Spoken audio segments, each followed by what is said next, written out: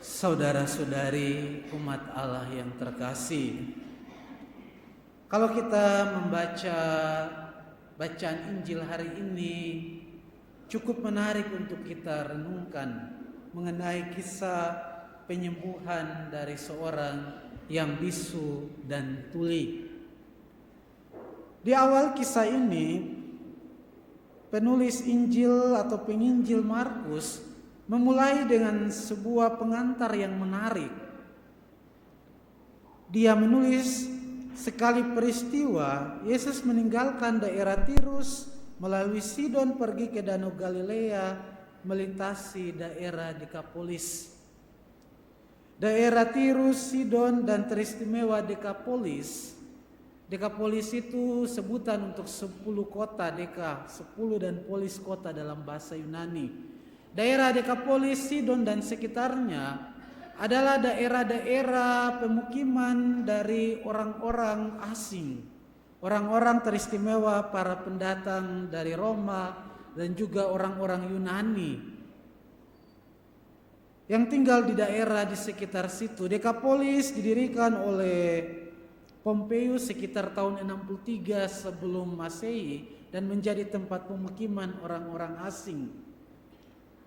Nah, yang menarik bahwa mengapa penginjil sengaja memulai kisah dengan menuliskan pengantar itu, ada maksudnya.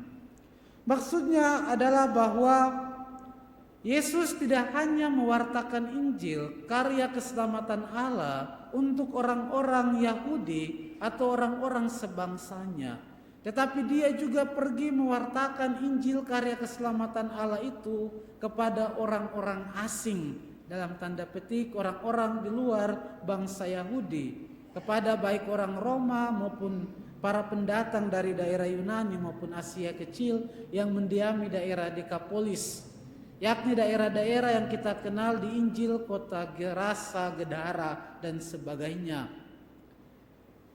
Penginjil Markus hendak mengingatkan bahwa karya keselamatan Allah itu tidak hanya untuk satu bangsa saja, tetapi untuk semua orang.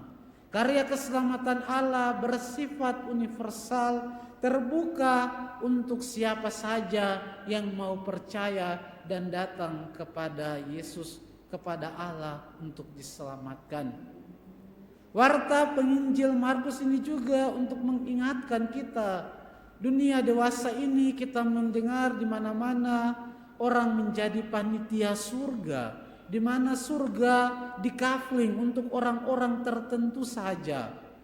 Surga atau keselamatan seringkali hanya untuk orang-orang tertentu, orang golongan-golongan tertentu, sehingga ada panitia surga yang membuat kafling-kafling hanya untuk orang ini, dan di luar golongan ini tidak selamat alias masuk neraka. Tetapi penginjil Markus hari ini dengan pengantarnya mengingatkan lagi bahwa sejak dahulu karya keselamatan Allah diperuntukkan bagi semua orang.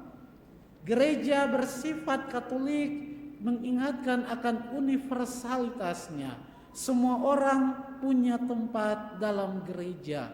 Siapapun dia, apapun latar belakangnya, memperoleh tempat dalam gereja dan berhak atas karya keselamatan. Untuk itu dalam bacaan kedua, dalam suratnya Rasul Yakobus mengingatkan kita anggota gereja untuk semua orang dipandang dan dihormati apa adanya karena martabatnya yang luhur berkat sakramen pembaptisan, bukan karena pakaiannya, apalagi cincinnya emas atau kalungnya emas dan sebagainya. Tetapi semua orang dalam gereja adalah anak-anak Allah dan berhak atas karya keselamatan. Itu yang pertama. Yang kedua adalah sesudah berjumpa dengan seorang yang bisu tuli, Yesus memisahkan dia, memanggilnya berjumpa secara personal, dan kemudian dengan cara yang unik dia kemudian memasukkan jarinya ke telinga orang itu, meludah meraba lidah orang itu, kemudian dengan menarik napas berkata, "Efata," terbukalah.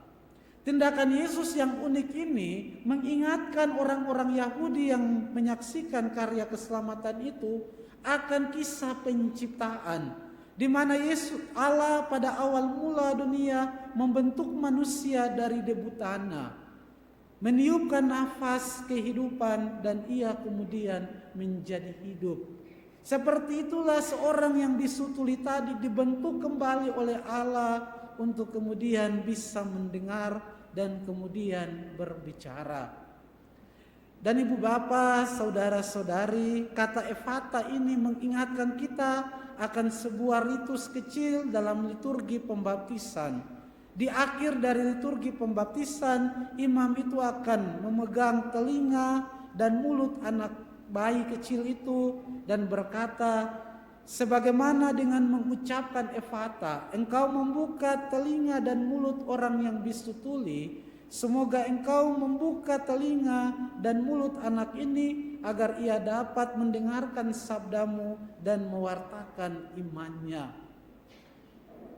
Penginjil Markus mengingatkan kita semua akan sakramen pembaptisan yang kita terima, mengangkat kita menjadi anak-anak Allah, tetapi juga agar membuka telinga kita supaya terbuka dan tidak tuli mendengarkan sabda Allah, dan kemudian sesudah mendengarkan kita mewartakan sabda Allah itu kepada semua orang. Itu yang pertama.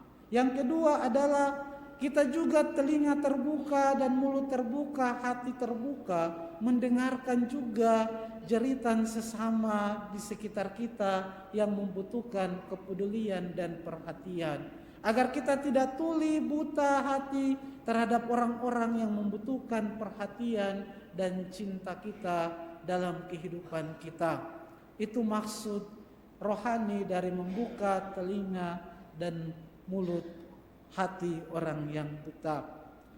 Akhirnya saudara-saudari yang terkasih, kalau kita terbuka hati, terbuka telinga, mata, maka kita akan mampu melihat karya keselamatan Allah, melihat kehadiran Allah di tengah-tengah saudara-saudari kita dalam seluruh pengalaman hidup kita, entah pengalaman bahagia, tetapi juga pengalaman kesulitan, tantangan, pengalaman pergumulan di mana Tuhan membentuk kita sehingga kita juga bisa berkata, Ia menjadikan segala-galanya baik.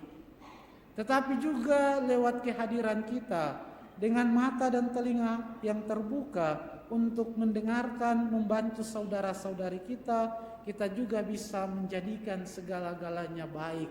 Sehingga orang yang berjumpa dengan kita, berjumpa dengan kesaksian hidup kita, dengan keterbukaan hati kita, akan juga bisa berkata bahwa Tuhan menjadikan segala-galanya baik lewat kehadiran, lewat cinta, lewat perhatian kita kepada sesama. Semoga Tuhan memberkati kita semua. Amin.